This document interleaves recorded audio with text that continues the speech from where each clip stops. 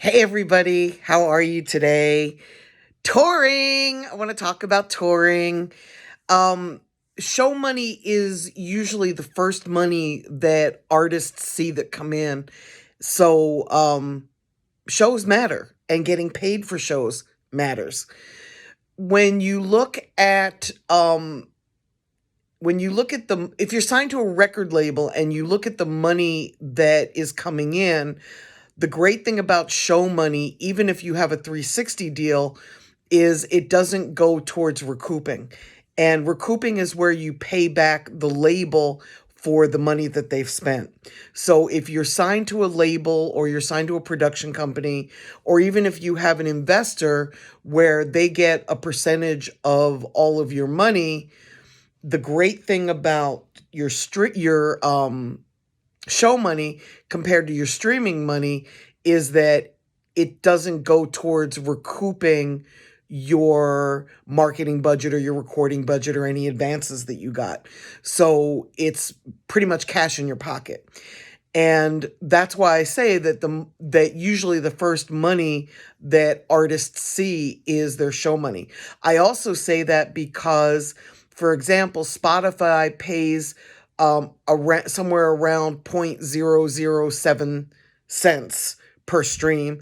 Apple pays around 0.004 cents per stream. And then depending on what your distribution deal is or what percentage you get from a label, you get a percentage of that, right? If you're your own investor, you're getting the whole thing. But do the math. Like, you've got to stream 100,000 times at Spotify to make around $700. And these are rough estimates of numbers. Everybody's deal is different. So you have to stream 100,000 times on a song to make $700. You could build a buzz and start doing shows that would be probably more than that faster. So that's why I'm saying that touring or shows is the first money that artists see. So in order to set up a show, a promoter will book you, but there has to be some sort of demand for you in the marketplace. Like, if nobody's going to buy tickets to see you perform, a promoter's not going to give you money. They're not going to pay you to perform because they can't sell tickets. So you're going to start doing shows for free initially until you build up enough of a buzz that there's a demand for you in the marketplace. And you can do this twofold. You can either start networking with the promoters and get on shows where you're opening for larger artists. I don't recommend that you pay to do this, but if you build a relationship and you can open for somebody bigger that's coming into the marketplace, I think that's a really good use of your skill set. And then if you can build a buzz through your marketing and your promotion that's big enough where people will actually spend money to come see you perform, or if your single is so hot that it just takes off, you're going to start getting booked for shows. When I first started working with Little Donald, he wasn't getting any paid shows. We put out a song called Do Better. It took off. It had a ridiculous buzz. And then he started getting offered shows in the $1,500 to $3,000 range. And then it escalated from there. So if you think about like how many streams you have to have in order to make that same $1,500 or that same $3,000, it's a pretty high number, right? So not to say that you're not going to stream well, but just to say that it's going to take a minute for the streaming to start, and you're going to spend a lot of money on marketing and promotion to get to that point.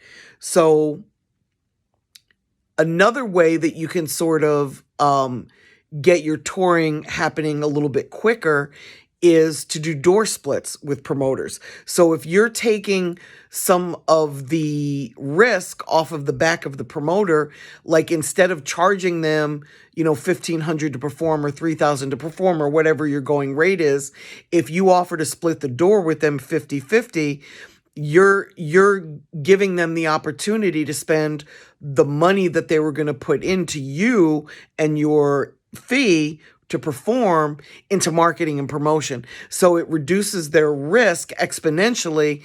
You split the door with them, and it's kind of like everybody wins. And you have the opportunity, if more people come and the door makes, say, 10 grand, you're going to get $5,000 instead of just getting 1,500 to 3,000. So it could really be to your benefit. When you work out that deal, make sure that you have a minimum that you're hoping to make. So if you're, again, getting paid 1,500 or 3,000 and your door split is less than that, you're going to lose. So you want to make sure that your buzz is big enough and the opportunity is big enough and the capacity at the club is large enough and you can sell enough tickets at the right price so that you can make back the money that you normally get paid when somebody does a guarantee. And by the way, when you're booked to do a show, the way that the guarantee works is if you're booked for $3,000, the promoter is going to send you $1,500 up front to hold that date. And then when you get there, before you go on stage, you're going to get the back end of your $1,500. Some artists include their travel in their price. Some artists charge additional monies for travel. So if you're going, let's say you're based in Atlanta, and you have a show in Birmingham, Alabama, you want to make sure that you're getting travel expenses to cover the drive to Birmingham and a hotel room. And either you're going to roll that into your price, so instead of charging $3,000, you might charge $3,500, so that you can pay for the room and the vehicle to get to Birmingham. Or you're going to charge $3,000 plus travel, which is another $500. So you're going to charge the promoter $3,500, $500 for travel, $3,000 for your guarantee. And again, they're going to send you the $1,500 in advance. They're going to send you the $500 for travel in advance. And then right before you go on stage, you're going to get the back end of $1,500. Or we hope you get the back end of the $1,500. There's a lot of janky promoters out here. There are times when you're going to show up to a venue and the promoter's going to tell you that they didn't sell enough tickets or they didn't make enough money to give you your back end. And at that point, you need to figure out what you're going to do. Are you going to go on stage and perform so that you don't disappoint the people that are in the venue? And that's problematic because then you kind of get the reputation for being somebody that a promoter can short. Or are you going to chase the promoter down and get the rest of your money? Or are you going to not go on stage and disappoint your fans? It's your call. Maybe you go on and just do one or two songs, tell the crowd you weren't paid properly and bounce. But again, you've got people in the venue that paid full price to see you, and they're kind of the ones that are losing if you don't perform. So every artist has a different way that they handle it. It's up to you. I'm not going to sit here and tell you how to best handle it because I'm not in your shoes. I'm not in this situation. But I do suggest that you do some research, talk to other artists that are making money in the marketplace, and be aware of which promoters are shady and which ones aren't. Because the ones who aren't paying you your full guarantee to perform, your full price to perform, probably aren't paying Little Baby his full price, or Da Baby, or Megan Thee Stallion, or whoever. It's probably a pattern of bad business practices. So you can certainly ask around. You may also want to have somebody on your team that can book you, somebody that has the relationships with the promoters in like a 5-state area around you, so that that person can be brought on board to book you. When you're brand new, it's very hard to secure a booking agent. Booking agents usually get paid around 10% of your booking fee. And if you're only booking for $1,000, that means they're only making $100.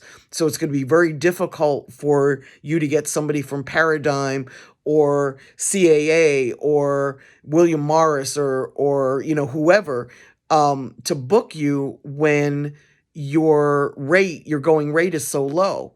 So you may want to just have somebody in-house that has a little bit of experience and that has booked other artists, not only so that they know who's janky and who's not, but if you've got somebody actively booking you, if you get a show on a Saturday night in Birmingham, that person can call promoters in Montgomery, for example, which is only a 45-minute drive, and try to book you for either Friday night or Sunday night in that marketplace at a reduced rate. So if you're getting $3,000 to perform in Birmingham, the person booking you could certainly call promoters in Montgomery and even, Mobile, like surrounding areas where the drive isn't too far out of the way, and see if they would take you for $2,000 or $2,500.